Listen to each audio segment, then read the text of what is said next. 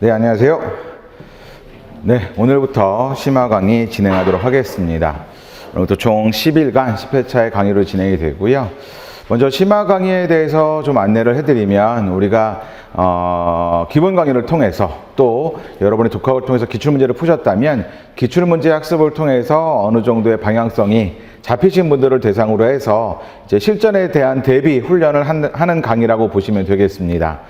그래서 강의 전체적으로 어떤 진행하는 방식을 말씀드리면, 우리가 오늘하고 마지막 날은 리얼 모의고사 40문제로 진행이 되고요. 내일은 하품 모의고사로 진행이 됩니다. 20문제 진행을 하고 나서, 그리고 이제 오늘 강의가 종료되고 나서 여러분한테 아마 기출문제가 배부가 될 것 같은데요. 기출문제, 그러니까 2019년부터 시작을 해서 역대 4개년 문제가 배부가 됩니다. 그래서 그것을 매일 여러분이 20문제를 풀어오시면 되겠습니다. 이미 풀어보신 문제라서 아마 시간적인 부담이나 심적 부담이 많지는 않으실 것 같습니다. 그래서 풀어오시면 그 문제 해설도 해설이지만 중요한 것은 각 문제에서 여러분이 반드시 배워야 될 방법론에 대한 말씀을 드릴 거기 때문에 여러분들이 어떤 매일 진도에 따라서 아마 뭐 여러분이 이미 배부될 수도 있고요. 아마 위에 올라가시면 또 저의 강의에 대한 강의 계획서가 있을 거거든요. 그래서 강의 계획서 참조하셔서 매일 진도에 따라서 문제를 풀어오시면 되겠습니다. 물론 매우 바쁘신 일정이겠지만 강의의 밀도를 높이기 위해서 제가 선택을 그렇게 했습니다. 그래서 여러분이 거기에 맞춰서 해오시면 될 것 같고요. 자, 그리고 나서 하품 모의고사에서 제일 중요한 거 말씀드리도록 하겠습니다. 이번 심화 강의에서 중요한 것은 내가 몇 점인가, 그리고 전체 평균은 몇 점이고 나의 석차는 어떤가 라고 하는 것에 관심을 기울이는 분도 분명히 계실 겁니다.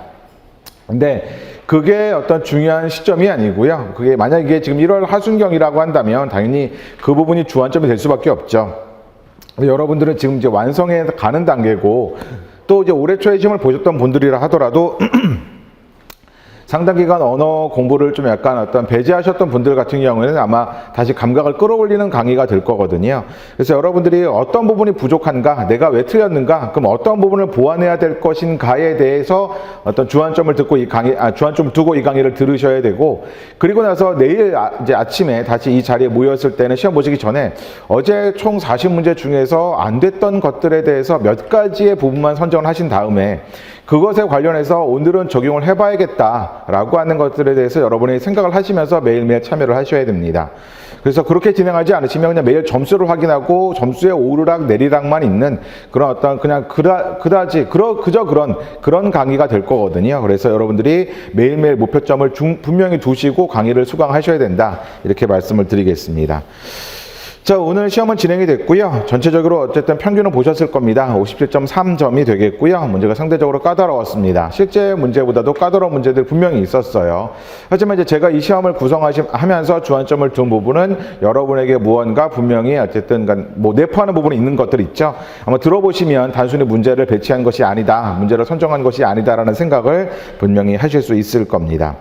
자, 그러면 먼저 1번 문제부터 보도록 하겠습니다. 1번 문제는 보통 우리나라 한국사, 국사에 대한 문제가 나오죠.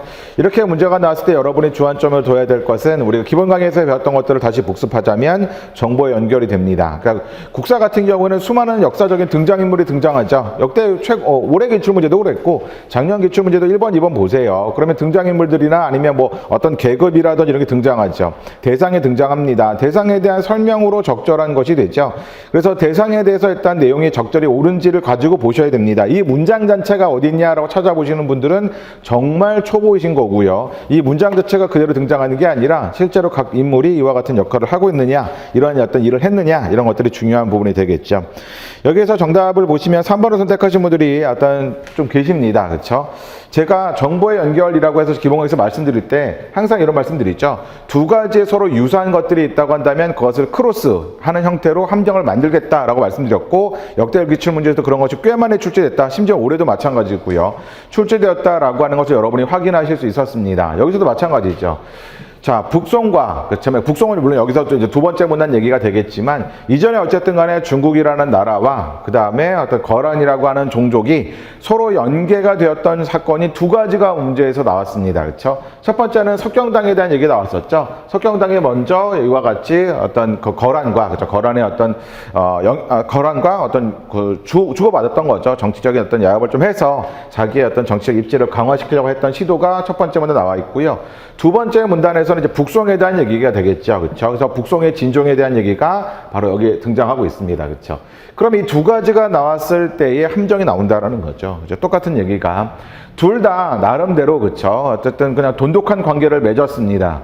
그래서 여기에서 보면 먼저 첫 번째 석경당의 얘기입니다. 석경당은 연륜 16주를 거란에 할애하고 매년 비단 30만 피를 바치고 자기보다 자신보다 10살이나 어린 거란 태종 야율덕광을 아버지 황제라 부르면서 정말 굴욕적인 거죠. 어쨌든 그래도 자기가 후당을 공격해서 자기가 황제에 오르고 싶은 정치적 야욕을 숨길 수가 없었던 거죠.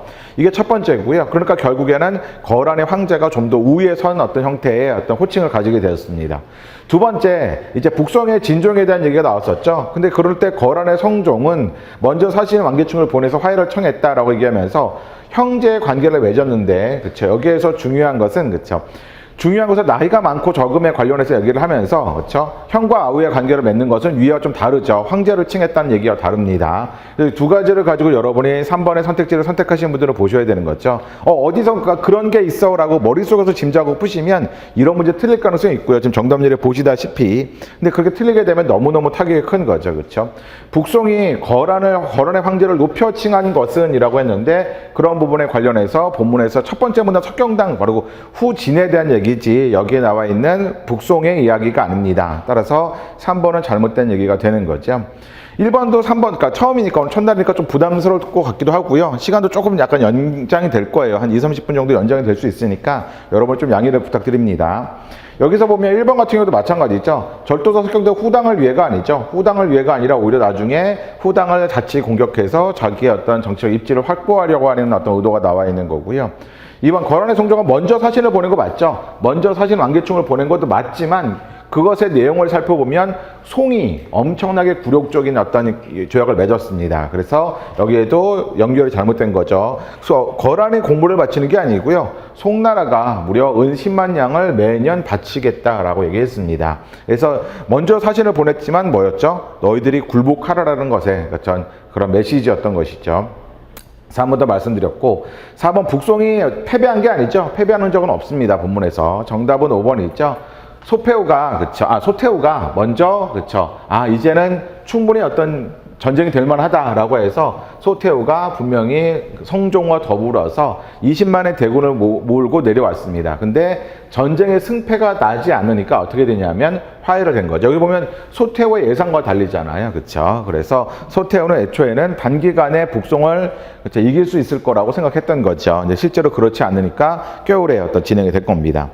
여기서 보면 전현지맹이라고 하는 것이 우리나라 어떤 분들은 잘 모르실 수 있는데 중국에서는 한족 입장에서는 굉장히 굴욕적인 거죠. 그렇죠? 연륜 16주를 갖다 할애했던 것을 회복하기 위해서 상당히 오랜 기간을 어떤 걸었고요. 그래서 그런 것들에 관련해서 또 이제 뭐 중국 사람들이 가장 존경하는 장수들 중에 한 명, 우리는 뭐 이제 관우장비 이렇게 생각하겠지만 가장 존경하는, 물론 한족의 입장이지만 가장 존경하는 사람이 악비죠. 그래서 악비에 대해서는 중국인들이 거의 신성시하죠. 그냥 정말 나라를 위해서 충신을 대표적으로 언급을 합니다. 그것도 영화도 많이 만들어지고 어떤 드라마도 만들어지고요. 자, 문제 1번 보도록 하겠습니다. 문제 1번 정답률 극단적으로 낮습니다. 그렇죠? 이것도 잘 보셔야 돼요. 제가 꼼꼼하게 보아야 하는 문제들을 계속 초반에 배치를 했는데요. 전체적인 내용을 보도록 하겠습니다. 총독부가 쌀을 수탈하려고 합니다. 쌀을 수탈하려고 하는데 그 쌀을 수탈에 관련해서 처음에 여러 가지 시도를 했지만 충분하지 않아서 마지막 문단을 보면 드디어 쌀 수탈의 어떤 성공적인 것이 나오긴 하죠. 첫 번째 어떤 얘기를 보도록 하겠습니다. 먼저 처음에 할 수 있었던 것은 조선의 지주들을 동맹으로 삼아서 쌀 생산량을 늘리려고 한 거죠. 무슨 얘기냐? 너 쌀 생산량 늘리면 너 절반 가져가. 너가 이제는 나라에서는 뭐 10% 20% 했을 텐데 아니야, 너희들 절반 가져가 라고 하니까 그러면 더욱 어떤 소작인들에 대해서 강하게 압박을 하겠죠. 그래서 처음에는 지주들을 상대로 했던 얘기가 나와 있습니다. 그렇죠? 두 번째는 비료에 대한 얘기 나옵니다. 그렇죠? 물과 비료에 대한 얘기가 나와 있는 거죠. 그런데 물에 관련해서는 수리시설의 개선이 많은 돈이 들어가니까 첫 번째는 지주를 갖다 압박한 거, 두 번째는 비료에 사용했던 거죠. 그런데도 여전히 쌀 생산량이 충분히 늘지 않으니까 세 번째로 선택했던 것은 결과적으로 그렇죠. 어떤 관계 시설을 건설하는 것에 대한 얘기하면서 산미 증식 계획을 도입하게 됩니다. 자, 그래서 여러 가지 어쨌든 간에 뭐 폭락 얘기 나오지만 결과적으로는 산미 증식 계획을 통해서 쌀을 충분히 공급할 수 있게 됐죠. 그러니까 지금 무슨 말이냐? 일본의 바라는 바대로 어떤 조선이 공급하게 된 겁니다. 조선이 여러 가지 정책들을 통해서 어마어마하게 공급하게 된 거죠. 근데 문제는 뭐냐면 마지막 부분이 되겠습니다.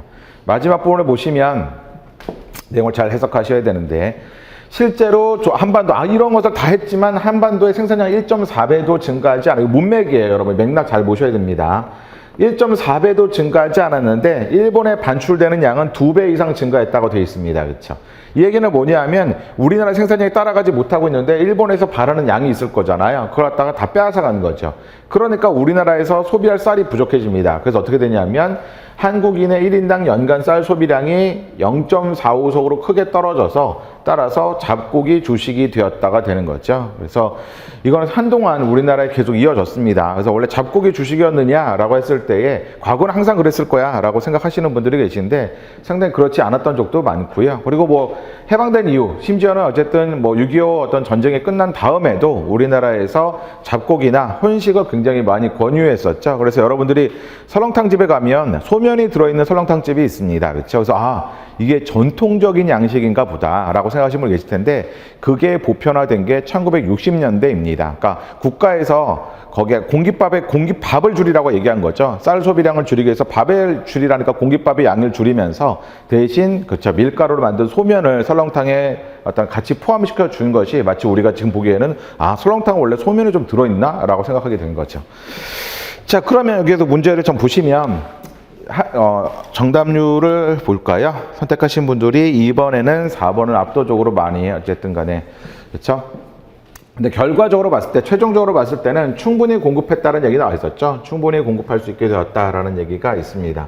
그래서 결과적으로는 분명히 일본이 요구하는 양에 어떤 미치도록 돼 있다는 얘기가 될 거고요.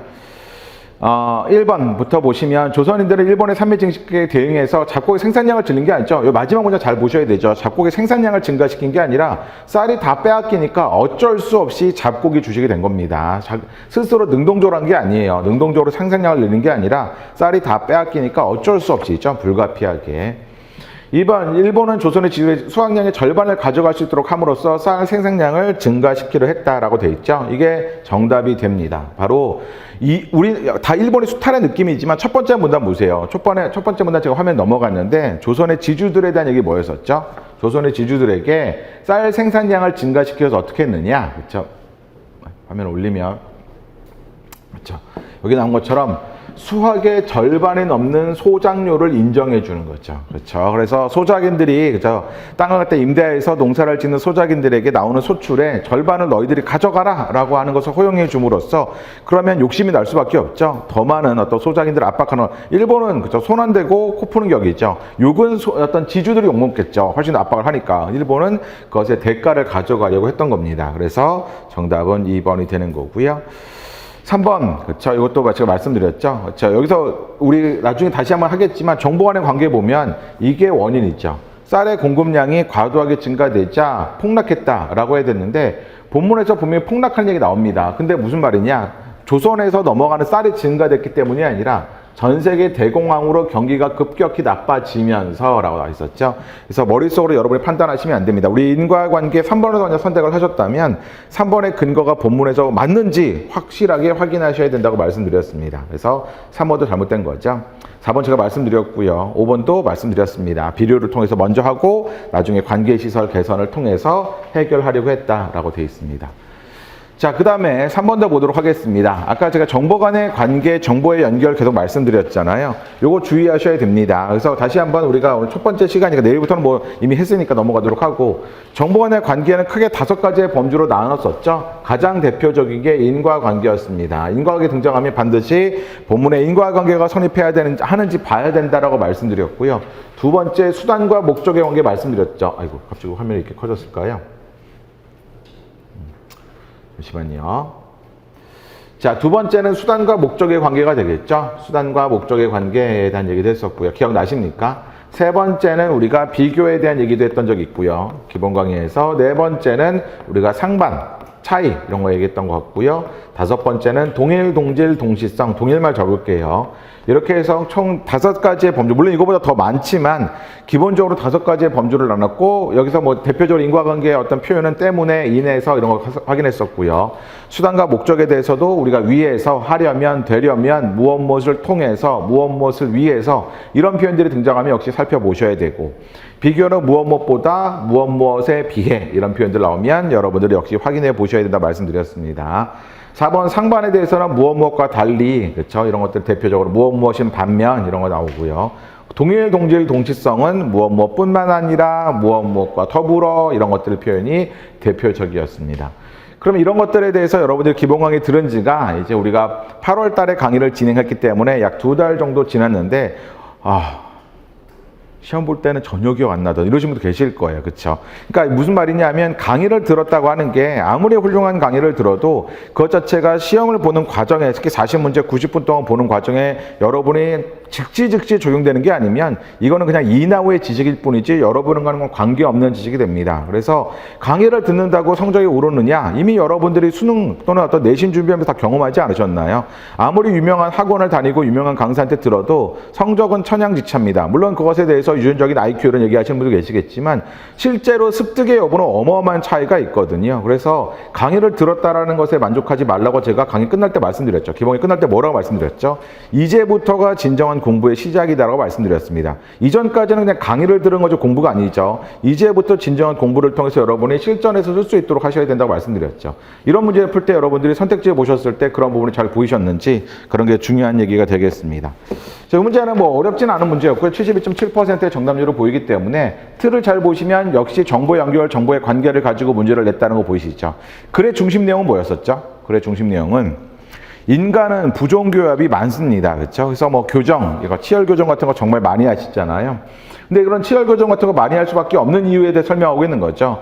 무슨 말이냐? 과거에 딱딱하고 질긴 음식을 주로 먹었던 시절에 발달했던 턱은, 그쵸, 우리가 그런 얘기 많이 하잖아요. 오징어 같은 거, 마른 오징어 많이 먹다 보면 턱이 사각턱 된다 이런 얘기 하는 것처럼, 그게 물론 뭐 사각턱까지는 아니더라도 턱이 발달하는데, 길이 성장을 하는데 분명히 영향을 주거든, 식습관에 영향을 준다라는 거죠. 인간이 턱이 굉장히 커졌었고요. 그에 따라서 치아도 굉장히 많아지고 크기도 커졌습니다. 그런데 최근에 와서 우리가 굉장히 부드러운 음식을 먹고 있죠. 웬만한 선 다 갈아서. 그렇죠? 우리가 밥도 굉장히 어쨌든 뭐 부드럽고, 밀도 그냥 빵 이거 보시면 되게 부드럽죠. 부드러운 음식들 위주로, 화식 위주로 다 바꾸다 보니까 턱은 급격하게 그 크기가 줄어들고 있는데 치아가 뒤늦게 따라가고 있는 거죠. 그러다 보니까 그 턱에 맞지 않게, 비좁은 턱에 맞지 않은 큰 치아를 가지고 있는 게 부종교합의 원인이다라고 확인할 수 있습니다. 그렇죠? 자, 그리고 나서 이제 바로 보도록 하겠습니다. 1번, 치아 일부 파손에 대한 얘기 첫 번째 문단 나왔었죠. 그런데 그것에 대해서 요것은 본문에 나와 있는 얘기는 맞지만 때문이다라고 하는 정보간의 관계 연결되지 않죠. 본문에 없는 걸 절대 안 냅니다. 실제 내시는 걸 보면 여기에서 치아가 파손도 첫 번째 문단 나오고, 그 다음에 부종교합에 대한 얘기도 나오지만 그 두 가지가 인과관계로 연결할 수 없겠고요. 2번도 마찬가지죠. 사람은 식습관에 따라 턱이 변화하지 않은 예외적인 동물 중 하나다가 아니라 본문의 글의 중심 내용을 보셨다면 인간 역시도 식습관에 따라서 턱의 크기가 변화해 왔죠. 그래서 과거에 질기고 어떤 이런 음식을 먹었을 때는 상대적으로 턱이 발달했다가 그 턱이 점차 줄어들어서 우리가 요즘에는 정말 물론 의료의 힘일 수도 있겠지만 굉장히 전반적으로 과거에 한 20년, 30년 전에 어떤 어르신들의 모습보다는 확연하게 턱이 어쨌든 간에 발달이 덜 하고 있다는 걸 보이거든요. 얼굴이 작다라는 표현에 대해서도 우리가 자주 쓰게 되는데 그런 것에 대한 것도 이러한 변화가 같이 따라온다고 볼 수 있는 거죠. 따라서 예외적인 동물이 아닙니다. 분명히 변하고 있기 때문에 부종교합이 생긴 거고요. 다른 점은 그런 거겠죠. 동물에 비해서 인간은, 그렇죠, 화식이라는 아주 특별한 식습관을 가지고 있잖아요. 불에 익혀서, 그렇죠, 또는 어떤 물에 끓여서 먹는 어떤 형태를 가지고 있죠. 디귿, 사람의 경우에 고르지 않은 치아는 수면 무협증. 보면 여기에 마찬가지죠.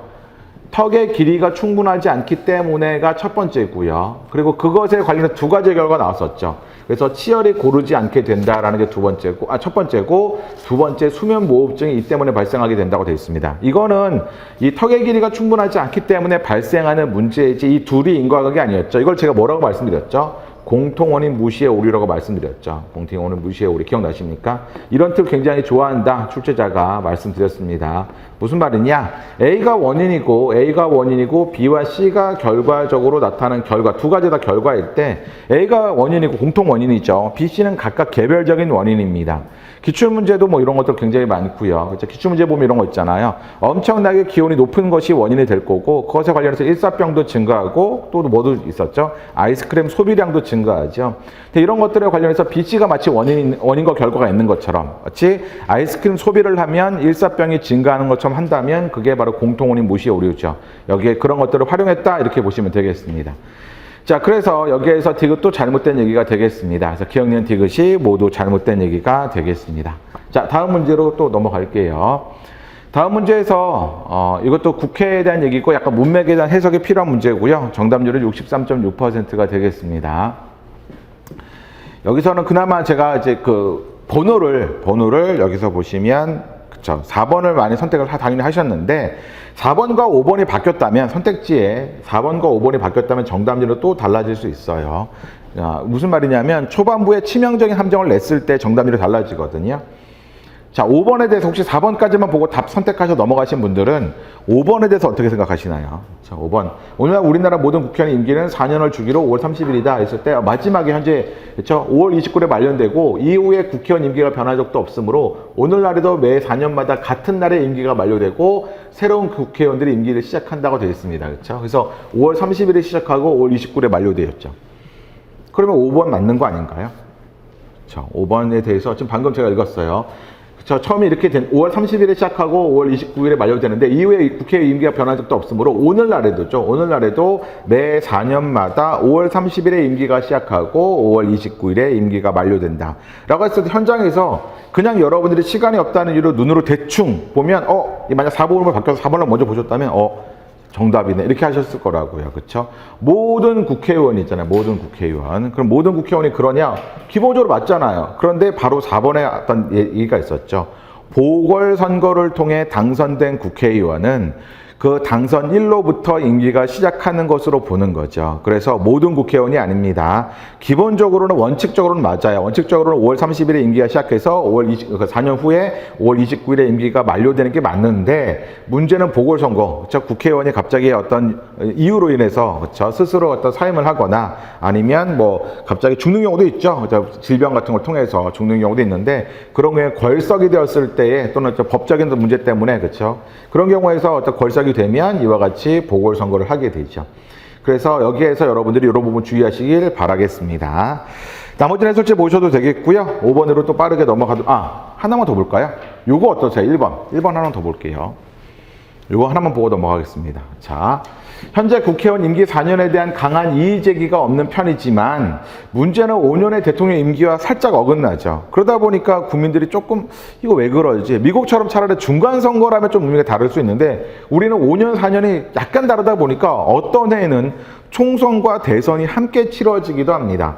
그러니까 이런 것들에 대해서 아니 이게 무슨 중간 선거 역할이라 보기에도 좀 그렇고 그래서 차라리 4년마다 이것도 뭐 5년마다 하여튼 둘 다 서로 맞춰가서 딱 중간 선거의 성격을 갖도록 그래서 중간에 어떤 이 정권이 잘하고 있는지 어떤 그런 성격을 갖도록 하든지 이런 것들에 대해서 좀 문제가 있는 거죠. 자, 그다음 보세요. 한편 대부분의 유럽 국가에서는 의회 임기들이 5년으로 바뀌어 가고 있다까지 나왔어요. 한편 대부분 유럽 국가에서는 그런 1번 보시기 바랍니다. 유럽의 경우에는 대통령 임기와 의회 임원들의 임기는 일치시키는 방향으로 변모되고 있다고 되어 있습니다. 그렇죠? 이거 여러분이 봤을 때 추론할 수 있습니까? 그러니까 제가 말씀드린 게 어떤 분들은 강하게 지금 고개를 가려줘 오신 분도 계시고 이러신 분도 계세요. 그러니까 무슨 문제냐면 제가 이런 어떤 여러분이 모의고사 봤을 때 또는 기출문제를 풀었을 때 제일 중요한 거는 해설지가 어떻든 이나우가 뭐라고 떠들든 상관없습니다. 내가 뭔가 라고 생각이 됐다면 나의 판단 기준이 거기에 있다는 뜻이기 때문에 그걸 조정하는 게 강의에서 제일 중요한 거예요. 이 강의에서 이 문제가 나왔으면 좋겠지만 안 나오겠잖아요. 그렇죠? 그대로 뭐 본문이나 내용이 좀 관련 있는 게 나올 수 있어도 문제가 그대로 나오는 경우는 없을 거거든요. 그러면 여러분이 판단의 기준이 남과 다르다라는 걸 느끼셔야 됩니다. 여기에서 유럽 국가의 의회 의원들의 임기가 5년으로 바뀌어 가고 있다까지만 나왔죠. 물론 우리나라 대통령 5년 맞아요. 우리나라의 경우입니다. 그런데 여기에서 유럽의 대통령이 있다면 물론 뭐 유럽의 내각 책임제 많지만 대통령이 있다면 그 대통령이 5년의 임기라는 이야기가 있나요? 또는 일치시키는 방향으로 간다는 얘기가 있나요? 없죠. 물론 그럴듯하죠. 선생님 여기에 내용을 보면 그렇게 짐작할 수 있잖아요 라고 얘기하시는 분 계신데, 그것은 피셋 어떤 스러운 풀이가 아닙니다. 여기에서는 유럽의 대통령 임기가 어떻게 되는지, 각국이 되도록이면 이런 의회의 어떤 임기와 의원들의 임기와 대통령 임기를 일치시키는 방향으로 변하고 있는지 이런 얘기 하나도 없잖아요. 그냥 한편 유럽의 의회 의원들의 임기는 5년으로 변화하고, 이것만 딱 나온 거죠. 이거 가지고 1번을 추론할 수 없다라는 거죠. 그래서 여러분이 가능성을 가지고 여전히 헷갈리시는 분들은 정말 많이 연습하셔야 됩니다. 이런 문제 틀리면 또 타격이 너무 크거든요. 가능성이 높다 낮다가 아닙니다. 제가 계속 말씀드리지만 피셋 언어들의 목적은 뭐라고요? 있는 그대로를 가지고 올바른 추론 능력을 바탕으로 결론을 도출하는 연습을 하는 거지, 없는 내용을 여러분이 미루어 짐작하라는 시험이 절대 아닙니다. 그래서 수능과 리트와 다른 거예요. 피셋은 뽑고자 하는 인재상이 다르기 때문에 여러분이 피셋을 응시하시는 분과 리트를 응시하시는 분들이 서로 약간 당황스러울 때가 있거든요. 리트는 이 정도가 되고 전체 맥락을 통해서 어느 정도 해석의 여지를 둡니다. 근데 피셋은 나와 있지 않으면 전혀 해석의 여지를 두지 않습니다. 그래서 공무원의 어떤 부분에서 확실하게 어떤 성향을 보여주고 있는 거라서, 그래서 여러분의 1번에 대해서도 한번 제가 여러분이 많이 선택하시지는 않으셨지만 한번 언급을 했습니다. 자, 그 다음에 우리 4번으로 넘어가도록 하겠습니다. 5번인가요? 자, 5번에서 일단 여기에서 정답률은 72.7%. 예전에는 굉장히 많이 낮았던 문제고요. 여러분에게 굉장히 어떤 함정을 많이 만들려고 노력을 했던 문제로 기억이 됩니다. 여기에서 중요했던 거 뭐냐 하면 상당히 가능성 높은 거 있죠. 우리 배경지질 가지고 가능성 높은 것들 가지고 함정을 만들었던 거죠. 여기에서 전체적인 글의 중심 내용은 뭐죠? 제염입니다. 제염. 일단은 방사능에 오염될 가능성이 있죠. 해체 전에도 방사능에 오염됐을 수도 있고요. 해체 과정 중 또 해체가 끝난 다음에도 방사능에 오염된 어떤 물질들이 굉장히 많을 거기 때문에 이런 것들을 어떻게 처리할 것인가에 대한 얘기가 구체적으로 설명되어 있는 게 이 글에 대한 얘기가 되겠습니다. 선택지를 보면 글의 내용은 어렵지 않다고 생각하고요. 선택지를 보면 5번에 2번, 4번 당연히 선택하시네요. 그렇죠? 2번 같은 경우가 정답이 되는데 여기서 제일 중요했던 건 제염 계수입니다. 그렇죠? 자, 여기서 중요한 거는 새로운 개념이 나왔을 때는 결코 주관적으로 판단하시면 안 됩니다. 이 문제 틀리신 분들 계시죠? 이 문제 틀리신 분들은 뭔가가 낮아지겠지. 깨끗하게 닦았으니까, 깨끗하게 방사능 물질을 없앴으니까 낮아지, 이렇게 생각하시면 안 돼요. 제염 계수가 낮아졌다고 했잖아요. 그렇죠? 그러니까 나의 상식으로 풀면 시간은 세이브 되죠. 근데 이 문제 통째로 날아가면 뭐죠? 2분 넘게 시간, 2분에서 3분의 시간을 그냥 낭비한 겁니다. 찍고 넘어가는 게 차라리 낫다. 어차피 틀릴 거라면 찍고 넘어가는 게 낫다라는 거죠. 여기 보면 제염 계수가 낮아졌다면 여러분의 눈이 어디로 가 있어야 되냐면 제염 계수라는 표현으로 가 있어야 됩니다. 어디에 제염 계수가 있어? 으로 갔어야지 여러분들이 이렇게 새로운 개념이 나오는데 뭔가 낮아졌겠죠. 여기는 고준위, 중준위에서 방사성 준위 얘기하는 게 아니에요. 방사성 준위 얘기한 게 아니라 제염 계수잖아요. 그러면 우리가 자료에서 훨씬 복잡하겠지만 언어 논리에서 나오는 어떤 그 해석은 대부분 다 무엇에 비례한다, 무엇에 반비례한다, 무엇이 분모인지, 무엇이 분자인지의 수준으로 거의 다 풀립니다. 그럼 여기에서 제염계수에 대한 정의를 좀 살펴보면, 그렇죠? 제염계수는 볼게요. 제염계수는 오염물질을 제거하기 전에 방사선 준위 또는 농도를 제염 후에 방사선 준위나 농도로 나눈 값이다. 이미 준위라는 설명에 대해서 마지막 문단까지 읽어보시면 아시겠지만 준위가 높으면, 그렇죠, 굉장히 방사성의 오염이 심하다는 얘기죠. 그 다음에 준위가 낮으면 상대적으로 깨끗하다는 얘기가 되겠습니다. 자, 다시 볼게요. 전의 농도를 그 다음에 후의 농도로 나눈다가 제염계수의 이야기였습니다. 자, 그러면 깨끗하게 잘 처리가 됐습니다. 제염이 잘 이루어졌어요. 그럼 뭐 값이 작아질까요? 이게 분모 값이 작아지죠. 그렇죠? 농도가, 방사선의 준위 정도가 떨어지게 되겠죠. 분모가 작아지면 어떻게 되죠?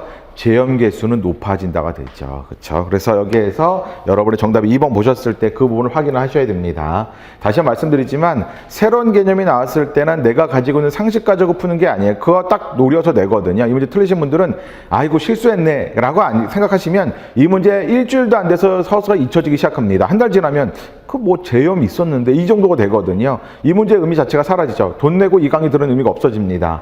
여기에서 제일 중요한 건 뭐냐 하면 내가 재형계수라고 하는 이야기를 들었을 때 그 문제 틀렸으니까 앞으로 새로운 개념이 나왔을 때 특히 문과적인 어떤 언어 논리에서는 분모가 무엇이고 분자가 무엇이고 무엇에 비례하고 무엇에 반비례하는 정도에 대해서만 확인해도 상당히 많이 풀리기 때문에 최소한 여러분들이 귀찮더라도 시간이 압박이 느껴진다 하더라도 간단하게만 기록해 두시면 현장에서 실수 없이 판단할 수 있거든요. 정말 어떤 치밀한 계산의 문제가 있었던 것도 사실이지만 그 정도의 문제는 아주 과거에 출제됐고요. 최근에 그렇게 출제되지도 않아서 여러분들이 이 정도만 가지고도 충분히 풀 수 있다. 그래서 마치신 분도 마찬가지예요. 혹시나 이게 과거에 어떤 뭐 저희가 기초 강의 때도 여러분 제공해 드린 거 있기 때문에 그런 걸 기억해서 틀리지 않으신 분도 계시거든요. 그럴 때 이 문제에 대해서 여러분이 생각하시는 거는 반드시 이 문제의 의미가 왜 이렇게 만들려고 했는지 기억을 잘 해 두셔야 됩니다. 자, 그 다음에 5번에서 다른 답을 선택하신 분들을 보면 4번을 선택하신 분 계시네요. 그렇죠? 요거를 제가 옆에다가 상식이라고 적어 둘게요. 그렇죠? 2번 맞히신 분들 4번 좀 보세요. 이게 말이 됩니까? 원전을 해체하는 과정에서 고준위 폐기물을 발생하지 않는다? 뭐 고준위가 있다는데, 그리고 실질적으로 뭐 여기 방사능 준위가 높다, 뭐 이런 거 얘기하면서 쭉 얘기하잖아요.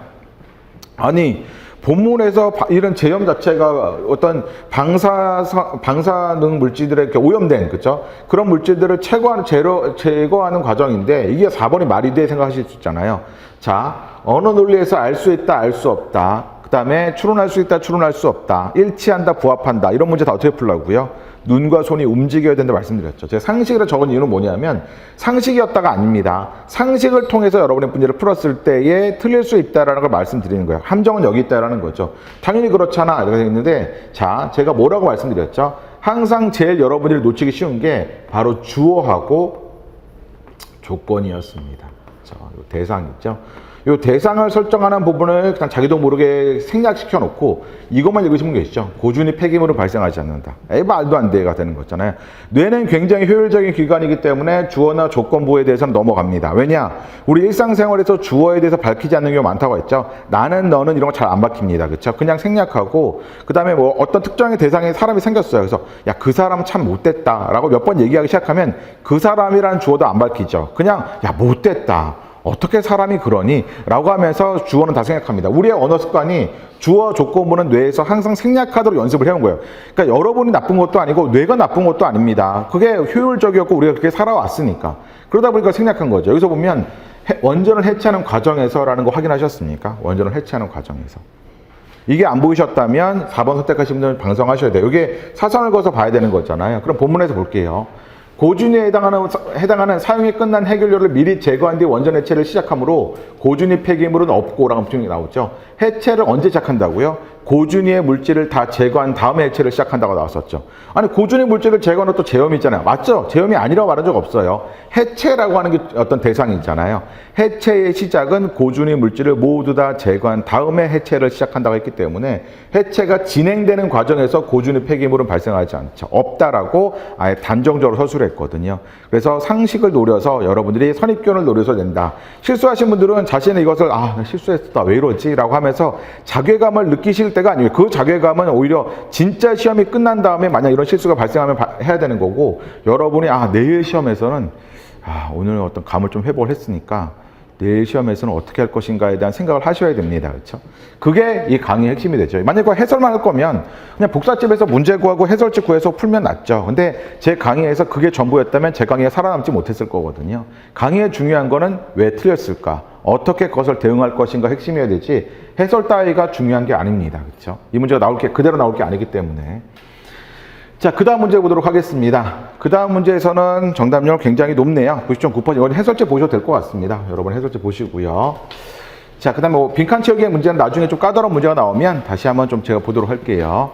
7번 문제 보도록 하겠습니다. 7번 문제도 정답이 높네요. 그렇죠? 이것도 여러분이 다시 한번 나중에 보셔도 되고, 다만 하나만 말씀드리면 빈칸이 하나 있는 문제는 제가 어떻게 풀라 말씀드렸죠? 빈칸이 하나 있는 문제는 글 전체의 핵심 맥락을 염두에 두면서가 되죠. 그 빈칸이 하나 있다. 물론 언어 빈칸입니다. 논리 빈칸이 되면 이제 전제가정형이나 이렇게 되기 때문에, 그래서 1번부터 10번, 21번부터 30번 이내에 있는 문제 중에 빈칸이 하나만 있다면, 여러 개 있는 게 아니에요. 빈칸이 하나만 있다면 글 전체적인 맥락을 봐야 된다. 또 두 번째, 이게 첫 번째 제 스킬 알려드렸어요. 그렇죠? 분명히 우리 복습입니다. 그래서 빈칸이 하나 있는 언어 문제의 경우에는 글 전체의 핵심 맥락을 파악해야 된다고 말씀드렸고, 두 번째 우리 팁이었습니다.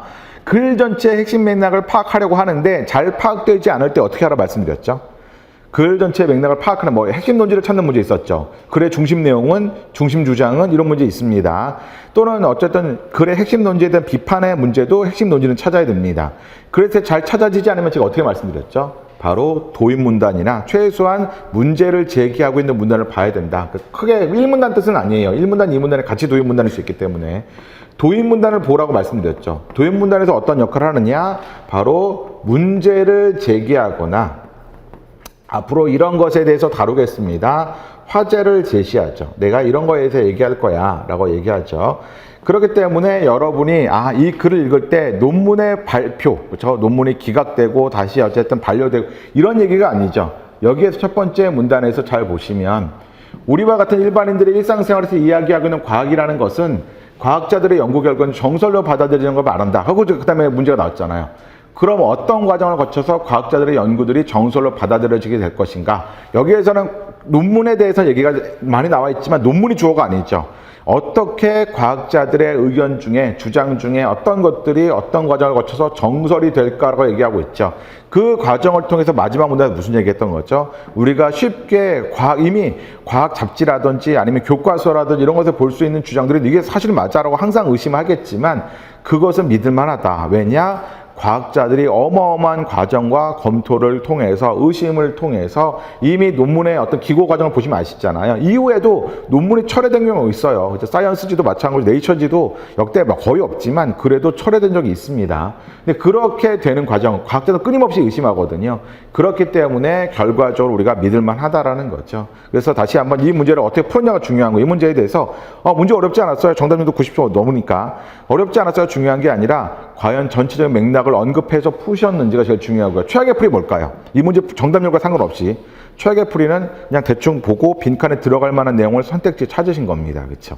그러면 이런 평이한 문제에서 정답은 잘 나와요. 그렇죠? 근데 문제는 뭐냐? 우리가 실제로 표에서 그렸을 때 지금 이 문제는 90.9%면 사실 1번 영역에 해당되는 문제거든요. 평균 이하의 문제라고 보시면 되겠고 평이한 문제가 되죠. 근데 2번까지 즉 합격 컷까지 가기 위한 문제 최상위권에 3번 영역이 있다고 한다면 2번 영역에 해당되는 문제가 되면 이런 방법으로는 함정에 빠지기가 쉽습니다. 들어갈 만한 내용을 찾으면.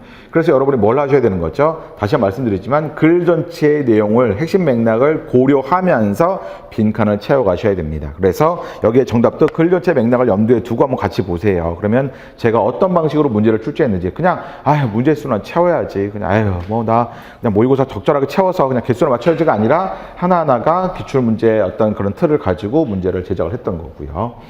자, 그 다음 문제 보도록 하겠습니다. 항상 우리가 변별력이 있는 문제라고 한다면 20계열에 관련된 어떤 지문이 나올 때가 됩니다. 상대적으로 20계열 출신 분들도 물론 PCS를 응시하시는 분도 계시지만 상대적으로 비중이 적습니다. 물론 기술직도 있긴 하지만 상대적으로 비중이 적어요. 왜냐하면 정말 취직할 때가 많거든요. 취업의 문이 훨씬 넓습니다. 제가 그런 말씀드렸죠. 거의 110명 뽑는데 106명이 이과에 선발된 그런 기수도 있다라고 말씀드렸습니다. 문과는 단 4명 뽑은 정말 극단적으로 이과 위주의 세계고, 왜 그러냐면 아시잖아요. 지금 상위 어쨌든 간에 어떤 미국의 주식시장의 어떤 상위 어떤 10위권은 다 보세요. 그렇죠? 과연 문과적인 부분에서 어떤 한 부분이 있었는지에 대해서, 그렇죠? 비율, 경영적인 부분에서 비율이라 하더라도 사실상 과감한 투자를 통해서 마크 저커버가 하고 있는 것도 그렇잖아요. 어마어마한 돈을 쏟아붓고 있습니다. AI에서 내가 모든 것을 뒤집어 버리겠다라고 얘기하면서 일론 머스크의 그록, 그렇죠? 그다음에 이런 것들을 다 바꾸게 해서 구글의 제미나이, 오픈 AI 쪽에서의 어떤 챗GPT는 너무 유명하니까. 근데 그런 것들을 한꺼번에 뒤집기 위해서 경영진이라고 하는 경영적인 판단이 아니죠. 효율성 따위는 없습니다. 그냥 미래에 다 쏟아붓겠다라는 거죠. 이런 식으로 바뀌고 있기 때문에 이제 기술의 선점이 제일 중요해서 이제는 경영적인 어떤 그런 합리화가 넘어섰죠. 세계가. 그냥 다 뭐든지 어쨌든 간에 쏟아붓는 기술의 선점이 너무너무 중요한 거니까. 그래서 그런 시대가 됐기 때문에 정말 문과분들이 가기가 힘들어요. 그러다 보니까 문과분들이 상대적으로 이런 시험에 많이 있는 경우가 있고요. 그래서 이런 20계열의 글들이 상당히 까다롭게 느껴지죠. 굉장히 글이 복잡해지게 보이게 되고요. 내용이 많죠. 자, 여기서도 선택지를 보면서 제가 또 바르게 바로 해설을 한번 해보도록 하겠습니다. 여기 20률에 대한 얘기가 나왔었고요. 첫 번째 문단에서. 그래서 거기에서도 어떤 장축과 이런 얘기 나와 있었죠. 그런 것도 관련해서 우리 선택지도 지적을 했었습니다. 그 다음에 뭐 원일점, 그 다음에 원지점이라고 하는 것이죠. 일이라고 하는 것은 해일자잖아요. 그래서 태양을 얘기를 할 때 원일점, 그렇죠? 근일점 이런 얘기 할 거고요. 근데 원지점, 근지점은 여기서는 달에 대한 얘기를 할 때 바로 활용됐다라는 것도 이미 첫 번째 문단부터 마지막 문단까지 연결해서 보고 있습니다. 자, 1번 달은 지구와 태양을 두 초점으로 하는 되어 있습니다. 그렇죠? 여기서 보면 분명히 타원이라고 하는 것이 나와 있는데 지구의 어떤 태양을 중심으로 한 궤도도 물론 이제 우리가 극단적이지 않지만 좀 극단적으로 그릴게요. 태양이 있으면 태양과 또 하나의 어쨌든 중심을 두고 나서 지구는 타원궤도 이렇게 극단으로 찍어지진 않겠지만 좀 과장해서 이렇게 극단적인 어떤 형태의 어떤 타원궤도를 돌고 있고 그거는 달 역시도 마찬가지라는 거죠. 그렇죠? 달도 근지점과 원지점의 언급을 통해서 보셨겠지만 때로는 지구에 가깝게 오는 경우도 있고 지구에서 먼 곳을 지나는 경우도 있습니다. 그래서 때로는 우리가 가깝게 올 때 우리 슈퍼문이 관측된다 이런 얘기를 하잖아요. 그래서 결과적으로 우리가 여기에서 첫 번째 문제를 통해서 제일 중요하게 여겨야 될 것은 태양이든 달이든 그것에 태양을 중심으로 두는 지구나 또는 지구를 중심으로 도는 달이나 모두 다 약간의 어떤 타원 궤도를 돌고 있다라고 하는 것이죠. 그런 것을 보시면 되겠습니다. 자, 그리고 나서 여기서 보면 원일점과 근일점에 관련한 언급이 두 번째 문에 나와 있고요. 그리고 나서 일식의 경우에도, 그렇죠? 일식의 경우에도 이러한 상황에 따라서 개기일식이 나타날 수도 있고 부분일식이 나타날 수도 있다라고 해서 완전히 가려지기도 하고 완전히 가려지지 않은, 즉 태양과 달의 위치에 따라서 달라질 수 있다라는 얘기가 나와 있고요.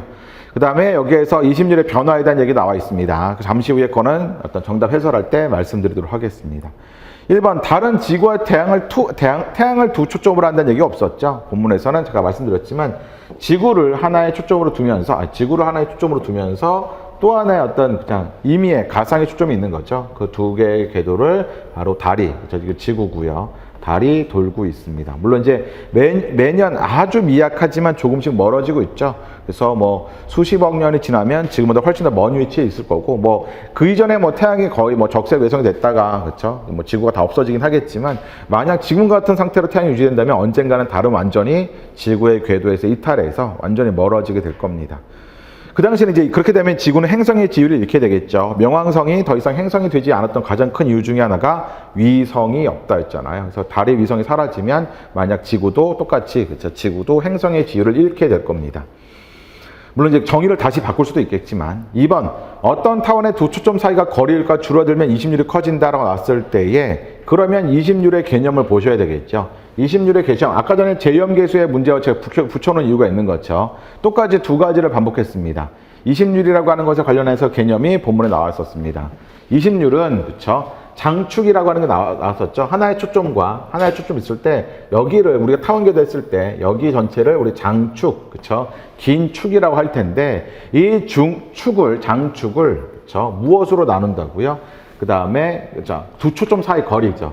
두 초점 사이 거리를 장축으로 나눈 것을 20률이라 한다라고 되어 있습니다. 그렇죠? 이렇게 우리가 또 분자 분모 가지고 나눌 수 있는 거죠. 이 개념을 가지고 여러분이 2번 선택지 판단하셔야 됩니다. 그럼 초점의 거리가 줄어들면 뭐가 되죠? 분자의 어떤 개념이 줄어든 거잖아요. 분자의 크기가 줄어들었는데 여기서 20률이 커진다가 불가능한 거죠. 그래서 결과적으로 이렇게 단정할 수도 없고요. 2번은 잘못된 얘기가 되겠습니다. 3번 태양이 근일점에 위치하면 이라고 나왔는데 개기일식이 일어났지만 원일점에 위치할 때 금환일식이 일어난다. 맞을 것 같아가 아니라 항상 근거를 찾아보셔야 되는 거죠. 개기일식과 부분일식, 금환일식에 관련된 얘기는 우리 두 번째 문단의 후반부에 나왔었죠. 여기서 보면 근지점, 원지점 있죠. 달이 근지점에 위치하면 그 기본적으로 지구에 가깝기 때문에 완전히 가려지는 개기일식이 일어났지만 먼 지점인 원지점에 위치하게 되면 그것은 달은 완벽하게 태양을 가리지 못하기 때문에 마치 그렇죠. 우리가 금가락지처럼 그렇죠. 가리지 못하니까 태양이 있으면 달이 그 일부분만 가려서 그래서 바깥쪽은 그렇지만 테두리처럼 보이는 금환일식이 일어나게 된다고 되어 있습니다. 그래서 그 부분 가지고 여러분 판단할 수 있겠고요. 4번 20률이 현재보다 더 커진다면 이게 마지막 문단 얘기겠죠. 마지막 문단에 20률의 변화에 따라서 근지점, 원지점 혹은 근일점, 원일점이 어떻게 달라지는지에 대한 얘기가 마지막 문단이죠. 그래서 이공개된 오늘 어떤 문제들을 살펴보면 항상 어떤 조건에 따라서 결과값이 어떻게 달라지는지에 대한 얘기가 됩니다. 그래서 이 문제는 실질적으로 출제되는 개수가 많은 건 아니지만 나오면 확실하게 변별력을 가지게 됩니다. 왜냐? 이건 모의고사 출제도 마찬가지고요. 실제 시험에서도 살펴보면, 물론 이제 뭐 입력 시스템 살펴보면 이런 문제가 나왔을 때 그냥 포기하거나 던지시는 분이 상당히 많다라는 걸 확인할 수 있습니다. 그래서 그 부분 관련해서 이거 어떻게 판단해가 되는 거죠. 그 얘기가 뭐냐면 제가 이미 누누이 말씀드리지만 여러분에게 부담이 된다. 여러분이 부담이 된다. 여러분에게 위기이다 라고 판정되는 문제는 그거 자체는 기회가 되죠. 아마 야구 좋아하시는 분 항상 나오잖아요. 그렇죠? 위기 다음에 기회란 말 들어보셨을 텐데 왜냐하면 여러분이 아까 다시 표를 그리면 그냥 평이한 문제들 있죠. 평이한 문제들은 여러분도 다 맞히겠지만 여러분의 경쟁도 다 맞춘 문제거든요. 그러니까 합격까지 못 갑니다. 그럼 컷까지 가기 위해서 어떻게 되죠? 나도 부담스럽지만 남들도 부담스러워하는 문제를 맞춰야 되는 게 당연한 거거든. 이게 정답을, 그러니까 당락을 가르는 거. 이거 여기서 이미 틀리기 시작하면 답은 없는 거예요. 이건 노답이라 부르죠. 평이한 문제에서 막 틀린다? 그럼 답이 없습니다. 그렇죠? 그거는 뭐 자료 해석 상황 판단에서 복구될 확률이 더 적고요. 그래서 여기에서는 당연한 이거는 뭐 필수 조건이 될 거고 여기에서 어떤 컷까지 가기 위해서는 나도 엄청 부담스럽고 시간적인 면에든 문제 난이도가 높든 또는 상대방의 면에서도 당연히 부담스러운 문제를 어떻게든 내가 이겨내야 되는 거죠. 그래서 이런 문제가 그런 문제에 해당된다는 거죠. 내용 자체가 굉장히 어떤 뭐 계산이 복잡하고 이렇게 해서 선생님 이거 최상급 문제냐? 여러분 동의할 수 있잖아요. 이거 최상급 문제 전혀 아니죠. 내용 자체가 엄청나게 최상급에 해당됩니까? 그렇지 않거든요. 그렇기 때문에 시간적 부담은 좀 있을 수 있지만 그렇기 때문에 여러분이 충분히 컷까지 가기 위해서 맞춰야 되는 문제라 보시면 되겠습니다. 4번까지만 볼게요. 5번은 여러분 보셔도 될 것 같고 20률이 현재보다 커진다면 되어 있습니다. 본문에서 보면 20률이 먼저 태양에 대한 얘기해 볼게요. 지구 공전계에서 20률만 현재보다 더 작아지면 근일점은 현재보다 더 멀어지지만 원일점은 현재보다 더 가까워진다. 이는 달도 마찬가지고 반대의 경우도 나타난다고 되어 있었죠. 요것들을 정리해서 판단해야 되는 거죠. 그럼 20률이 그쵸? 현재보다 더 커지면 반대 현상이니까 뭐죠? 근일점은 가까워지고 원일점이 그쵸? 멀어지게 되겠죠. 그래서 여기서 달에 적용하면 그게 근지점과 원지점으로 적용되면 되겠습니다. 따라서 정답은 4번이 되겠습니다. 자, 이렇게 문제가 풀리게 됩니다. 이런 문제도 여러분이 충분히 나올 수 있다는 거 생각하시고 여기에서 맞췄다고 한다면 찍은 게 아니라 여기에서 맞췄다고 하면 기회가 되는 거죠. 왜냐? 남들은 던졌을 거니까. 물론 이게 정답이 4번이었기 때문에 상대로 찍어서 맞출 확률이 있긴 합니다. 현장에서 보면 그래도 1번, 5번 찍는 경우는 많지 않고요. 대부분 다 2, 3, 4번에 선택을 하시기 때문에 그래서 2, 3, 4번의 경우에는 그나마 부담이 적지만 정답 1번, 5번이었는데 내가 맞췄다. 이건 정말 자기한테 큰 기회가 되죠. 자, 그 다음에 우리 9번으로 넘어가도록 하겠습니다. 자, 9번 문제에서 정답률을 보면, 그쵸, 9번 문제 정답률 54.5%지만 상위의 정답률을 보면 100%입니다. 그쵸? 차이가 굉장히 크죠. 거의 50% 가까이 납니다. 그러면 이 글 자체가 어렵지 않았거든요. 근데 정답률 차이가 컸다면, 왜 그렇지? 이라고 하는 거죠. 자, 여기에서 제가 이제 문제 가져올 때 다 의미가 있다고 말씀드렸죠. 이 문제에서 제가 기본 강의에 첫날 배웠던 걸 복습하기 위해서 이 문제를 첫날 가져온 건데 뭐냐면 진멜의 이방인이라고 분명히 따옴표가 되어 있습니다. 그렇죠? 자, 그러면 이거부터 염두에 두고 시작하셨습니까? 아니면 뭐냐? 옳은 것은, 그런 것은 이렇게 생각하고 그냥 문제 푸셨습니까? 그렇죠? 여기서 중요한 거죠. 제가 우리 기본 강의 첫날 만났을 때 테스트한 게 뭐였죠? 질문지를 읽고 출제자의 의도대로 푼다 했죠. 근데 많은 분들이 시간이 없기 때문에 질문지로 넘어가고 그냥 옳지 않은 거 찾나 보다 이렇게 된 거죠. 특히 제가 뭐라고 말씀드렸죠? 질문지나 글 속에 작은 따옴표가 있다면 반드시 출제자가 그걸 인식해야 된다를 암시한다. 수능의 경우는 조금 달라요. 수능의 경우는 좀 다른데 필셋 경우에는 질문지나 글 속에 따옴표가 있다는 걸 활용하겠다는 얘기입니다. 그래서 여러분이 어떤 식으로도 정리하셔야 됩니다가 되는 거죠. 여기도 마찬가지죠. 진멜의 이방인은 어디 나와 있었죠? 여기에 나옵니다. 이 전까지는 진멜의 이방인 얘기가 아니에요. 첫 번째, 두 번째는 뭐죠? 그냥 우리가 현재 세계화 시대에서, 그렇죠? 유튜버들 보면 여행 유튜버도 굉장히 많아졌잖아요. 그렇죠? 유명한 사람뿐만 아니라. 근데 그런 사람들도 뿐만 아니라 우리도 스스로도 많은 여행들을 가죠. 이번에도 뭐 추석 연휴 때 굉장히 많이 뭐 인천공항이 붐볐다 이런 뉴스가 나오던데 그런 것처럼 굉장히 어쨌든 여행객이 많아져서 이방인이 늘어난 거죠. 그런 이방인 얘기하자는 게 아닙니다.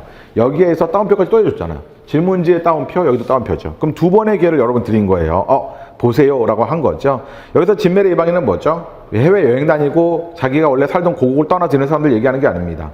뭐냐? 엄연히 현지 사회의 구성원, 즉 한국인으로 살고 있으면서 현지인과는 다른 눈으로 현지 사람을 바라보는 사람. 그렇죠? 다른 가치관을 가지고 있는 사람이 있잖아요. 국적은 분명히 한국인이고 생물학적으로도 한국인에 가깝지만 뭐죠? 생각하는 마인드는 아메리칸 마인드인 사람이 있습니다. 그렇죠? 그러니까 그런 사람들이 이방인이라는 거예요. 진메리 이방인이죠. 그랬을 때 여러분이 애초에 질문지의 의도를 읽었으면 어떻게 시작했어야 될까요? 진메리 이방인 어디 있어? 그럼 내가 진메리 이방인에 대한 설명이니까 진메리 이방인을 찾아야겠다를 시작하신 분이 계시고, 난 모르겠고 세계의 열풍 속에서 바로 시작하신 분 계시죠. 그러니까 그 차이가 정답률의 차이를 가져온다고요. 그 차이가 아주 작은 차이죠.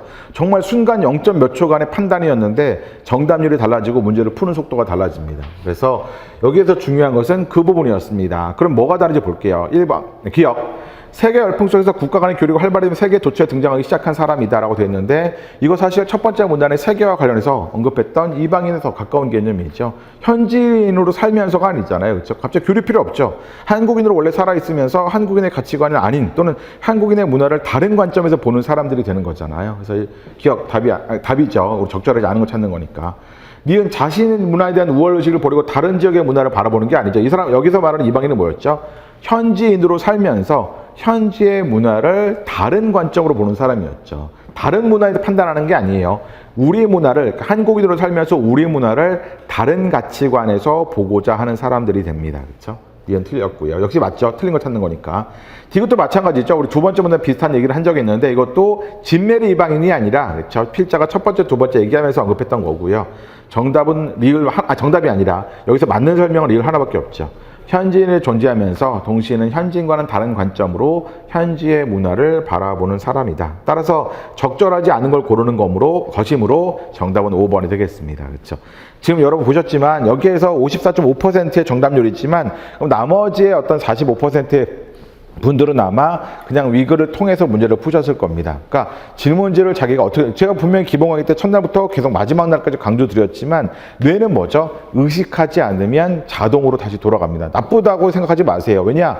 우리가 20년 넘게 그렇게 살아왔을 때 전혀 문제가 없었기 때문에 뇌가 최적화된 겁니다. 그러한 사고방식에. 다만 필셋 문제 풀이에 적합하지 않은 것일 뿐이죠. 그래서 여러분들이 다시 한번 이 문을 통해서 내가 문제를 어떻게 풀고 있는지 과정에 대한 공부를 하셔야 됩니다.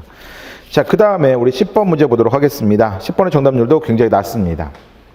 이것도 제가 논리학 강의할 때 어마어마하게 강의를 많이 했던 부분이거든요.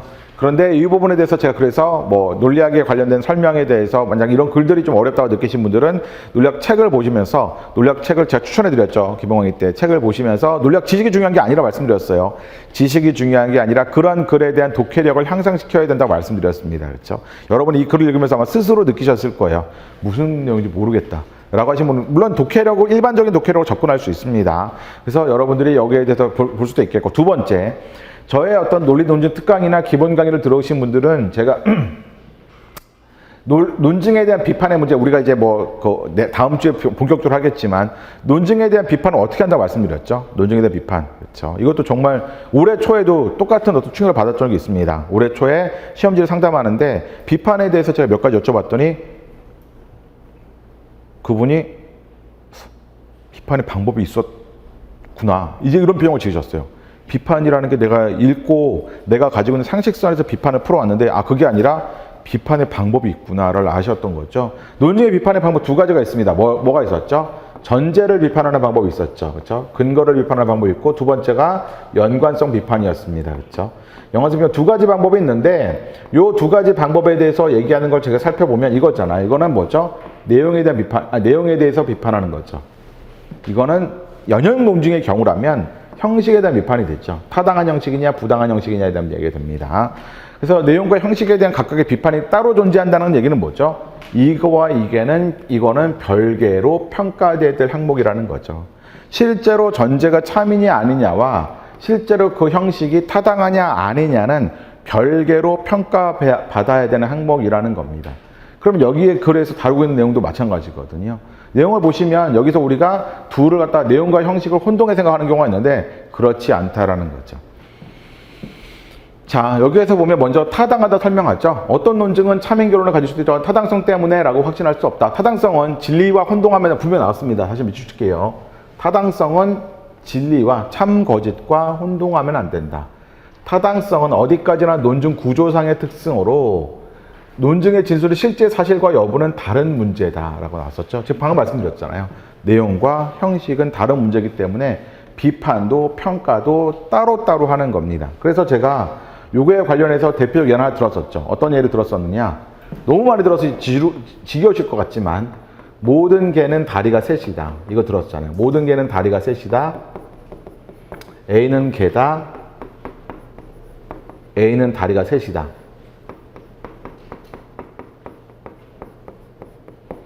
이렇게 했을 때 진리 여부를 보면, 즉 참거짓 여부를 보면 첫 번째 전제는 참이 아닙니다. 그렇죠? 우리가 만나고 있는 모든 개가 다리가 셋이냐? 뭐 한두 마리는 불행한 사고 때문에 그럴 수 있지만 어쨌든 모든 개가 다리가 셋이 아니라는 거 너무너무 잘 아실 겁니다. 참거짓이 이건 거짓이죠. 하지만 뭐죠? 이 논증은 제가 여러분한테 이미 배우셨으니까 타당하냐라고 물어보면 답이 뭐죠? 타당합니다. 형식적으로 타당하죠. 왜냐?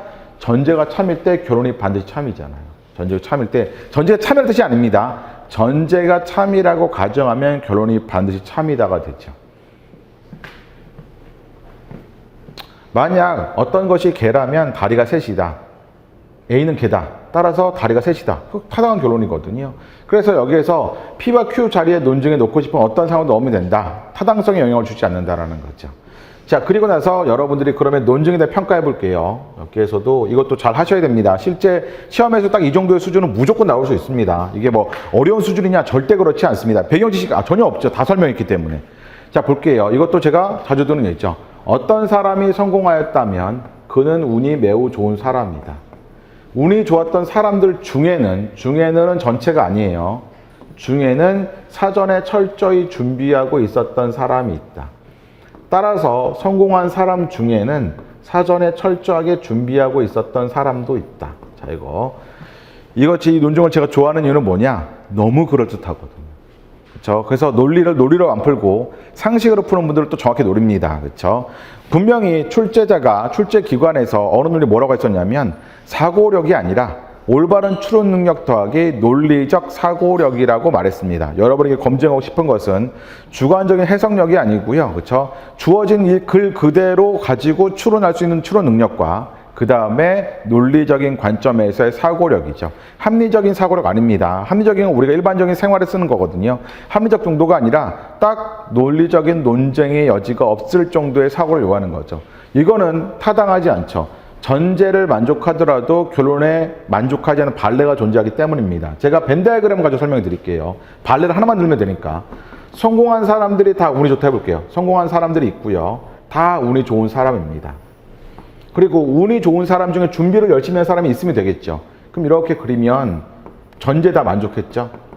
분명히 저는 운이 좋은 사람들 중에 준비가 철저했던 사람도 같이 표시했거든요. 근데 문제는 뭐죠? 둘에 관련해서 교집합이 성공과 준비는 교집합이 없습니다. 그렇죠? 그래서 여기에서의 정답이 그러니까 타당하지 않은 거죠. 타당하지 않다가 되는 거죠. 자, 그러면 요거 가지고는 나머지 선택지를 판단해 보도록 하고요. 자, 그 다음에 1번부터 보도록 하겠습니다. 1번. 본 논증의 전제들이 참이라고 해서 결론이 반드시 참이 된다고 할 수는 없지만 전제와 결론이 모두 참일 수도 있다. 무슨 뜻일까? 자, 전제들이 참이라고 해서 반드시 참이 된다고 할 수는 없지만 타당하다고 할 수는 없지만 전제와 결론이 참일 수 있다. 진리 여부는 별개라는 뜻이잖아요. 타당하지는 않지만 진리 여부는 별개다. 이 얘기하고 있는 거죠. 타당하지는 않지만, 그렇죠? 형식적으로 타당하지 않지만 진리 여부는 별개다라는 거죠. 따라서 1번은 올바른 설명이죠. 정답입니다. 자, 그 다음에 2번부터 보도록 하겠습니다. 이것도 여러분이 하나하나 실제로 1번 맞추고 바로 넘어가시면 잘하셨습니다. 현장에서 그렇게 하셔야 돼요. 다만 우리는 분석하고 리뷰할 사람들이니까 2번에 대해서는 여러분들이 실제로 요것들에 대해서 판정할 수 2, 3, 4번 다 판단할 수 있어야 돼요. 성공한 사람들 중에 운이 좋지 않은 사람이 있다는 점이 밝혀진다면 전제는 거짓이 되고 따라서 논문은 타당하지 않다. 다시 말씀드렸죠. 거짓과 타당은 별개라고요. 아까 전에 모든 개는 다리가 셋이다. 거짓이라고 말씀드렸잖아요. 타당하잖아요. 그렇죠. 별개라고요. 3번 스티브 잡스는 성공하였고 사전에 철저하게 준비했던 사람이며 운도 좋았던 사람. 무슨 말이죠? 각각의 전제와 결론 아까 적었던 거 있었죠. 성공한 사람들은 모두 다 운이 좋은 사람이다. 운이 좋은 사람 중에 준비를 잘한 사람이 있다. 따라서 성공한 사람들 중에 준비를 잘한 사람이 있다. 이 명제를 스티브 잡스는 다 만족하죠. 다 만족한데 문제는 타당하다라는 거로 연결되지 않는다고. 스티브 잡스가 이 세 가지를 만족하는 건 맞는데 참인 것과 여기에 명제들이 참인 것과 형식적으로 타당한 건 별개라고요. 그렇죠? 이거 잘 보셔야 특히 3번이 제일 어렵거든요. 선생님 전제가 참이고 결론도 참이 됐잖아요. 그게 아니라 이렇게 만족하는 사례가 있는 게 아니라 발레가 없어야 된다까지 가야 된다고요. 이걸 만족하는 사례가 아니라. 아까 전에도 제가 이렇게 그리면 만족되는 사례거든요. 성공한 사람들하고 운이 좋은 사람들 그리면서 선생님 그렇게 그리지 말고 이렇게 그려보세요. 준비하고 겹치게 그리시면 되잖아요. 겹치게 그릴 수 있죠. 이런 사람이 없다는 뜻이 아니라 있을 수도 있는데 발레도 존재할 수 있다는 것 때문에 타당하지 않은 거거든요. 4번 실제로 성공한 사람 중에 사전에 철저하게 준비하고 있던 사람들이 있다는 점은 뭐죠? 이거는 결론만 참이라는 얘기잖아요. 그냥 결론만 덜렁 참입니다 얘기한 거죠. 타당하다는 얘기와 관계없죠. 그냥 결론이 명제가 참이라는 거죠. 결론의 명제가 참이라는 거고. 계속 이 글의 중심 내용을 가지고 다시 뭐라고요? 참 거짓과 타당하다를 별개로 생각하셔야 된다고요. 운이 좋았던 사람들 중에는 사전에 철저하게 준비하지 않았던 사람도 있으므로 타당한 논증을 할 수 없다. 그렇죠? 여기서 보면 전제를 비판했는데 갑자기 타당한 논증이 아니다가 또 나왔었죠. 거짓이니까 타당하지 않다. 전제의 참 거짓이 여부가 아니라 전제를 참이라고 가정했을 때 결론이 반드시 100% 항상 참인가가 타당하다라는 평가의 핵심입니다. 그래서 이 문제는 아마 해설만 들으셔서 여러분이 바로 납득이 안 될 거예요. 그래서 여러분이 반드시 다시 한번 리뷰하셔야 됩니다. 자, 그 다음에 우리가 11번, 와, 시간이 너무 없네요. 11번, 12번 퀴즈 문제 중에 하나만 할게요. 지금 거의.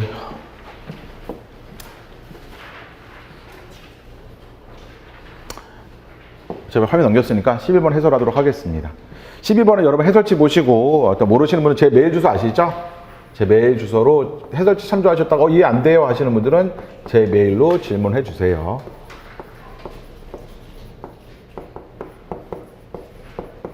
굿데이2 한메일 레이스로 질문해 주시면 제가 오늘 넘어갔던 문제들 중에서도 틀리신 분들이거나 궁금한 선택지들이 있을 수 있거든요. 활용해 주시면 되겠습니다. 지금 되겠죠? 자, 여기 보시면 몇 가지의 조건이 있었죠. 잘 보셔야 돼요. 우리 질문지나 글 속에 추가적인 조건이 있는지 유의하자고 배웠습니다. 우리 퀴즈 문제. 첫 번째 질문지에서 보니까 이미 참여했습니다. 이미 참여했어요. 참여했는데 참여하려면 최소 4명이 선발돼야 됩니다. 그렇죠? 최소 4명이 선발돼야지 봅슬레이 선수가 선수단이 구성이 돼서 참여할 수 있습니다. 4명. 자, 그러면 이제 그리고 나서 문제 풀게요. 갑이 선발될 경우 을이 선발된다. 정이 선발되지 않으면 병이 선발된다. 그 다음에 병이 선발되지 않거나 을이 선발되지 않는다. 이 문장은 우리가 이렇게 바꿀 수 있죠. 단순함수를 통해서 병이면 을이다. 이것도 여러분의 자연스럽게 할 수 있을 정도로. 그래서 여러분들 보시면 논리에 대해서 아직 정보가 부족하신 분들이 계신데 그렇게 되면 현장에서 못합니다. 그렇죠? 도전 자체를 못해요. 그래서 여러분이 계속 복습하셔야 됩니다. 그렇죠? 굉장히 어떤 언어 논리 만만하게 생각하시는 분 많은데 제가 말씀드렸죠. 세 과목 중에 점수가 그러니까 쉽다가 아닙니다. 문제는 어렵지만 세 과목 중에서 제일 점수가 많이 오르는 과목은 자료 해석이다. 왜냐? 문과분들은 노배인 경우가 많기 때문에 상대적으로 평이한 문제를 빠르게 맞춰가면서 점수가 상승하거든요. 자료 해석 점수가 제일 잘 오릅니다. 언어는 점수 제일 올리기 힘들죠. 왜죠? 이미 유배인 분들이 많거든요. 그러니까 거기에서 그 유배인 분들끼리 경쟁하는 거예요. 이미 노배인 분들은 경쟁하기 힘들어지고요. 물론 이제 이건 2월달 얘기입니다. 그럼 거기에서 2월달 내에 경쟁을 했을 때에 유배인 분들 중에서 더 잘해야 되는 거잖아요. 그래서 정말 힘들다라는 거죠. 그러면 상위권의 문제들을 맞춰야지 그분들을 앞서갈 수 있는 거거든요. 그래서 굉장히 까다롭습니다. 그래서 만만하다고 생각하시는 분들 계신데 만약 지금 2025년 문제를 2007, 8년에 갖다 놓고 문제 풀어라 라고 했을 때 과연 그 당시 2007, 8년에 시험 봤던 사람들이 뭐라 얘기할까요? 아, 그래, 과거에 똑똑해서 이런 헛소리 하는 거 말고요. 과거에 훨씬 공부 잘했지 이런 말고 정말 2007, 8년에 시험 봤던 분들은 와, 꽤 까다롭네 이런 생각을 하셨을 겁니다. 근데 지금 뭐죠? 평가가 전부 다 커뮤니티에 평이하다라고 평가하죠. 평이하다. 그러니까 무슨 얘기죠? 그만큼 정말 여러분들의 경쟁이 치열해졌다는 얘기입니다. 계속 말씀드리지만 그게 나에게 평이하다 느껴진다는 뜻이 아닙니다. 그만큼 공부를 잘하신 분들이 많아졌다는 뜻으로 해석하셔야 돼요. 그러니까 저는 계속 강의라고 해서 보잖아요, 난이도를. 아, 그러면 이 정도의 문제를 과연 과거에 돌려놨을 때, 그냥 그 당시에 제가 가르쳤던 학생들이 보면 어떤 느낌을 받았을까 생각해보면 까다롭다고 말하는 분들이 꽤 계셨을 거거든요. 근데 지금은 평이하다라는 답변이 들어옵니다. 이거 쉽잖아, 라는 얘기 돌아와요. 그 얘기는 뭐죠? 정말 경쟁이 치열해졌다는 얘기죠. 그렇죠? 자, 그 다음에 여기 네 번째는 뭐죠? 우리 수출입 규칙이죠. 정이 선발될 경우 이렇게 적어야 돼요. 무가 선발되면 이것도 어떻게 적는지 잘 기억하셔야 됩니다. 이렇게 괄호 생각하면 안 된다고 말씀드렸죠. 귀찮다고 괄호 생략하시는 분 계신데 그러면 현장에서 기억이 안 납니다. 내가 괄호를 생략했는지 아닌지 기억이 안 나요. 자, 그 다음에 갑이 선발되는 경우에는 뭐죠? 우리 필요 조건이 있죠. 갑이 선발되는 경우에만 어떻게 적어야 되죠? 갑이 선발되지 않는다면 무가 선발된다. 이거 다섯 번째 정말 실수가 좀 많아요. 이거 필요 조건 제대로 공부 안 하신 분들 이렇게 적죠. 이렇게 적거든요. 갑이 선발되면 무가 선발되지 않는다. 딱 이렇게 적죠. 그냥 틀린 거죠. 자, 그 다음에 무가 선발되지 않거나 병이 선발되면, 무가 선발되지 않거나 병이 선발되면 기는 선발된다. 이 문장은 두 문장을 나눌 수 있죠. 난무이면 기이다. 제가 그 공식 도출은 설명하기 어렵습니다. 심화 강의이기 때문에 우리 기본이 다 했어요. 이렇게 되는 거죠. 자, 여기까지 하고 끝이라고 생각하셨다면 문제도 틀렸습니다. 왜냐? 제가 질문지나 글 속에 분명히 조건이 추가적인 조건인지 봐야 된다 말씀드렸죠. 현장이 되면 너무 마음이 급해져서 안 보입니다. 근데 여기 뭐가 있었죠? 을은 사전에 선발되었고. 그렇죠? 을은 사전에 선발되고 당연히 나왔잖아요. 그렇죠? 그래서 여러분이 틀리시면 안 된다. 이거 정말 실수하거든요. 실수해서 틀리는 게 제일 안타까워요. 실력 없어 틀리는 건 인정할 수 있습니다. 실력이 없었기 때문에. 근데 실수해서 틀리는 건 진짜 안타깝거든요. 여기서 마찬가지로 을이 있었죠. 그럼 이미 갑을병정 뭐 적어볼게요. 무기까지 있죠? 갑을병정 무기. 제가 선택지 하나하나 해설하지 않고 그냥 바로 결론까지 다 내버릴게요. 자, 먼저 을이 선발되었습니다. 을이 선발되었어요. 을이 선발되었고. 을이 있는 것을 살펴보면 여기 후건부정 되겠네요. 저 낫병이죠. 그럼 병은 빠집니다. 그리고 정이 있네요. 여기서도 후건부정 되니까 정이 나오죠. 정은 선발됐습니다. 자, 그 다음에 이제 나와 있는 거, 정에 있는 거 살펴볼게요. 정에 있는 거 살펴보니까 여기 있습니다. 여기 있는데 여기에서 잘 보세요. 무이면 낫기다가 나오죠. 전건이 참이기 때문에 무이면 낫기다가 나오죠. 근데 여기에 마지막 문제 또 뭐가 있었죠? 난무이면 기다도 있죠. 이게 뭐죠? 둘 중에 한 명만 선발된다는 얘기죠. 무가 선발되면 기가 못 가고 무가 선발되지 않으면 기가 가고 양자 택일에 대한 얘기가 되어버렸습니다. 즉 여기에서 한 명만이죠. 한 명만. 을, 정, 그리고 무기 중에 한 명만. 근데 추가적인 조건이 하나 더 있었죠. 뭐가 있었죠? 4명이 최소 선발돼야 되는데 그 질문지에서 뭐라고 했다고요? 이미 참여했다고 나왔었죠. 4명이 선발돼야 됩니다. 을, 정, 무기에서 한 명만, 갑은 무조건 선발돼야 되죠. 따라서 반드시 거짓인 건 2번입니다. 자, 이제 풀리죠. 그래서 문제의 조건들을 어떻게 활용해야 될지 잘 보셔야 됩니다. 12번은 여러분이 경우의 수 나눠서 보는 거니까 아마 해설체 보시면 이해되실 거고요. 13번, 14번은 모두 다 질문지에 따옴표가 있고 부합하는 사례는 부합하지 않는 사례는 이렇게 나오는 거죠. 그러니까 이런 문제 우리 어떻게 풀기로 했었죠? 기본 강의 때. 오늘 배우시는 것들은 뭐죠? 문제에 대한 해설이 아니라 방법론을 검토해서 내일 적용하셔야 됩니다. 계속 말씀드리지만 이 문제가 중요한 게 아니에요. 제가 만든 문제여서 저도 자, 이 문제 진짜 멋있지 않나요, 여러분? 야, 이 문제 너무너무 저도 만들었지만 제 스스로 저에 대해서 너무 감탄했어요. 전 너무 대단한 사람인 것 같아요. 이렇게 하고 싶어요. 하고 싶지만 그게 중요한 게 아니죠. 이 문제 안 나올 거니까. 이 문제가 중요한 게 아니라 내가 어떻게 풀었냐가 중요하죠. 애초에 뭐죠? 기준선 이동 증후군이라는 것을 정리하고 보셨냐고요. 이 문제 보기 전에 선택지 보기 바로 넘어가신 분 계시죠? 그럼 문제가 어려워지기 시작하면서 어떻게 하죠? 왔다 갔다 시간을 2배, 3배를 쓰죠. 애초에 본문을 읽었을 때 기준선 이동 증후군을 정리했다면 안 봤을 것들을 2번, 3번 혹시 왔다 갔다 한 기억이 있다면 뭐죠? 정확하게 다른 사람들처럼 푼 겁니다. 다른 사람, 평범한 사람들처럼, 즉 평균에 있는 사람들처럼 푼 거예요. 그렇죠? 기준선 이동 증후군은 뭐냐? 바로 마지막 문장에 아예 설명해 주셨어요. 기준선의 이동에 따라 객관적인 변화는 반대로 느끼는 것을 기준선 이동 증후군이라 한다. 기억을 보시면 갈치값은 옛날보다 엄청 올랐습니다. 그런데 뭐죠? 너무 오르다 보니까 옛날보단 비싼 값도 싸게 느껴질 때가 있다는 거죠. 옛날에는 대표적인 서민 음식이었죠. 근데 지금은 10,000원, 20,000원이 됩니다. 갈치 선물 세트 사려고 한다면 정말 그렇죠? 비싸요. 그러다 보니까 그거의 절반 가격을 한다 하더라도 옛날보다는 엄청 비싼 것인데도 우리는 정말 싸구나가 느끼는 거죠. 참고로 제 어릴 때는 광어 있죠. 여러분들이 횟집 같은 거 보면 물론 횟값이 싸지는 않지만 그래도 서민들이 어떤 가장 대표적으로 어떤 많이 섭취하는 게 광어잖아요. 근데 광어가 제 어렸을 때 기억을 따지면 아마 실제 검색하면 나올 텐데 제가 어렸을 때만 하더라도 광어는 부자들만 먹는 음식이었습니다. 그러니까 냄새도 거의 없죠. 비린내 거의 없죠. 그 다음에 뭐죠? 식감이 굉장히 쫄깃쫄깃하고 탱탱하죠. 그래서 정말 제가 그 당시에 신문 같은 거 찾아보면 정말 뭐 그때 웨스틴 조선 호텔이나 아니면 신라 호텔이나 이런 데 가서 부자들이 광어 하나 라고 했을 때 부자들이 먹는 음식이었고요. 자연산 광어 그만큼 귀했기 때문에 서민들은 접해보지 못했습니다. 근데 양식에 성공하면서 대량 생산하고 있잖아요. 그러다 보니까 우리가 동네 어느 횟집을 가더라도 광어, 우럭 이런 거 다 써 있죠. 그렇게 된 겁니다. 그러니까 무슨 말이냐? 기준선에 따라 사람들은 다르게 생각한다는 거죠. 기억은 가격이 올랐지만 옛날보다도 무려 5배 올라도 싸다고 느낀다는 거예요. 맞습니다. 자, 니은과 디귿은 무엇을 냈느냐? 이것도 기출문제스럽게 내려고 한 거예요. 기출문제에 이렇게 조건이 두 가지가 있죠.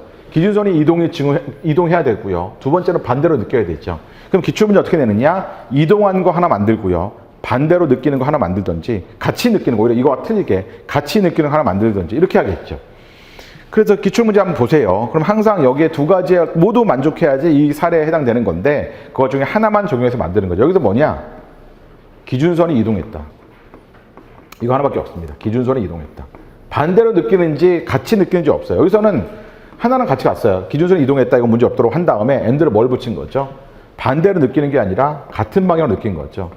시험의 컷을 높였더니 어렵게 느껴졌다라는 거잖아요. 그래서 니은과 디귿은 모두 사례로 적절하지 않은 거죠.